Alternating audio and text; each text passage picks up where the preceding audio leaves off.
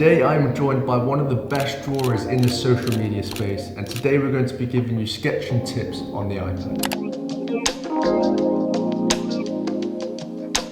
My name is Rowntree and this is Hamza Shaikh. I'm a current Masters of Architecture student, whilst Hamza is an architect. Today we're going to be talking through our favourite tips and tricks for producing our digital sketchbook in Morpholio Trace. We have compiled all of the tools that we'll be talking about today in this video into a PDF that is now downloadable in the link in my description. The drawing we're going to go through today is the type of drawing which you might want to do in your sketchbook, something that's super rough. The idea behind this is that the process is the most important thing, not the outcome. So it might feel a little bit more rough and a little bit more compositional, but that's the charm of this drawing. Yeah, should we dive into it? Yep. Let's do it. So the first thing we're going to be talking about is setting up a grid.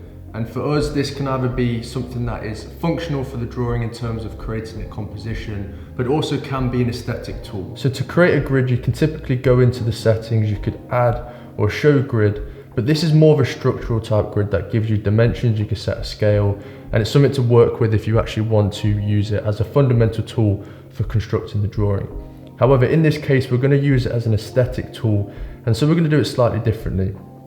So what we're going to do is we're going to very simply draw a boundary and use a hatch tool to fill in a grid and change the opacity. So we're going to drop this right down to 12%, and we're also going to make the squares slightly larger.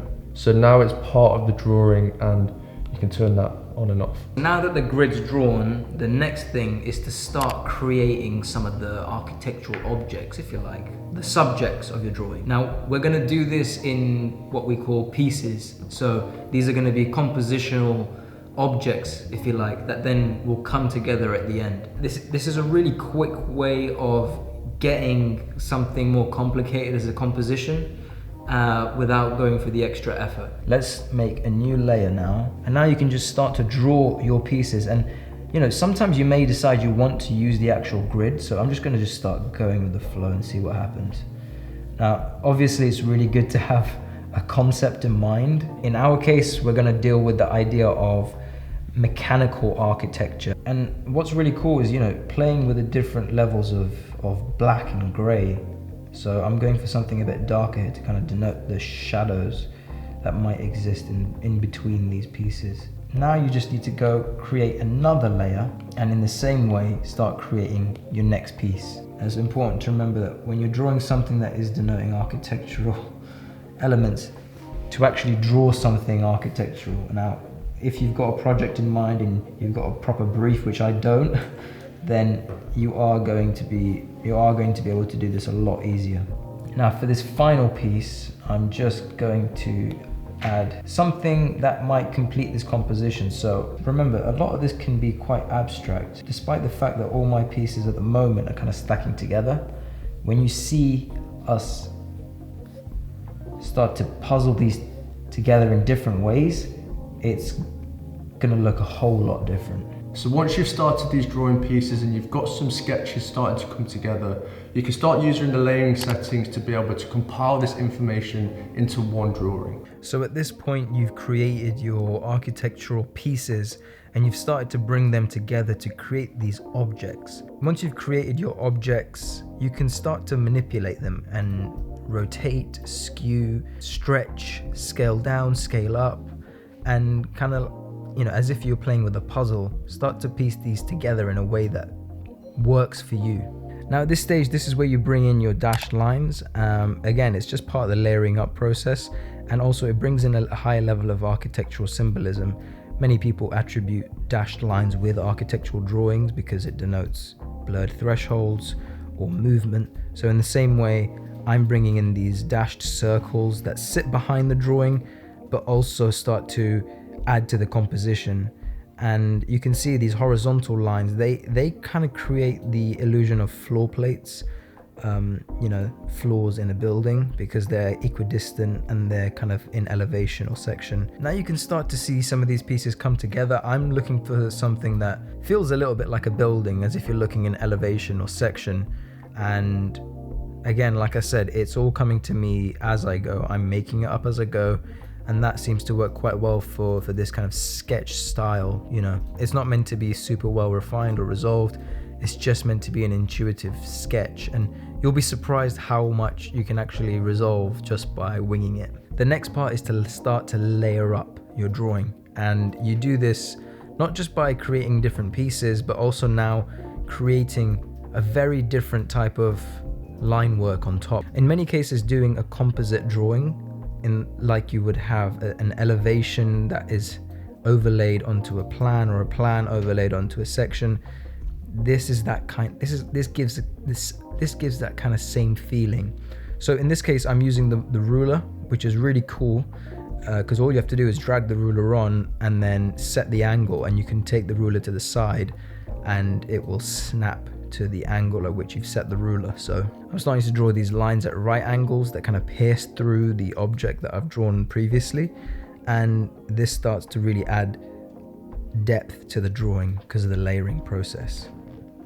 Now also bear in mind that try to make those lines connect somehow as well to your pieces, but at the same time they don't need to completely relate to the drawing. They can kind of pierce through it and interrupt the drawing. I think that also often creates quite a successful result. What I've done is actually take the previous drawing of the orthogonal lines, duplicate it and throw that on top, and then just skew the angle to create an oblique shape that kind of matches the other oblique shapes on the page. Once you've started to create your object and you have something that is an architectural object almost, you can then start embellishing the drawing with things like arrows and hatches, and these things, for example, in the arrow stencil tool Morpholio has, makes it really easy for you to use something that provides a guide but also be quite sketchy with it, because you can draw as you like. And these are really bold arrows, and I love to use arrows because again it denotes movement to what is a very static object. Bringing in arrows and these dashed lines, as I mentioned, they bring in that feeling of movement and ephemerality and direction, and that is something which is obviously very important in architecture. So here all you do is you grab the stencil, put it in place, and you can literally just shade into it and draw with your pencil like a real stencil. And now finally you need to add in your hatch fills, and Morpholio has this really cool tool for hatches where you just select the hatch tool from above and drag it into a closed shape. And then to bring a little bit more variation to the drawing, I've continued to hatch but in a very different way, without using the fill tool but instead just using my pencil. This is a drawing technique that we think would be really cool for students who want to draw in a rough way, just to get their design ideas, just to get your design ideas onto the paper, and use your iPad, because in many ways the iPad is a sketchbook on steroids. That's the way I think of it. It feels like paper, it's got a pencil, but it does so much more than your pen and pencil do. One thing I find really useful about this technique is that usually architecture is not this kind of fully bespoke thing like a Gaudi building. That's not what you're really dealing with on an everyday level. Architecture itself is something that involves pieces, it involves system, involves copy and paste. So although that might seem like a cop-out or cheating, it's not really cheating.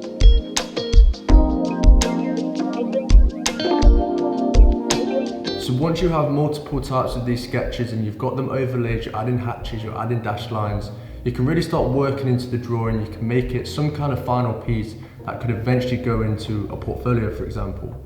And it's really quick. If you're there in your studio and you've even done a sketch on your actual sketchbook, you can take a picture, bring that into your Morpholio app, trace over that and do the same thing. Yeah. And I hope that helps. I hope you guys enjoyed the video. If you guys want to download the full PDF explaining every single step in producing this specific drawing, make sure to head to the link in the description and you can download that PDF. So that is going to be a wrap from us. I hope you enjoyed the video.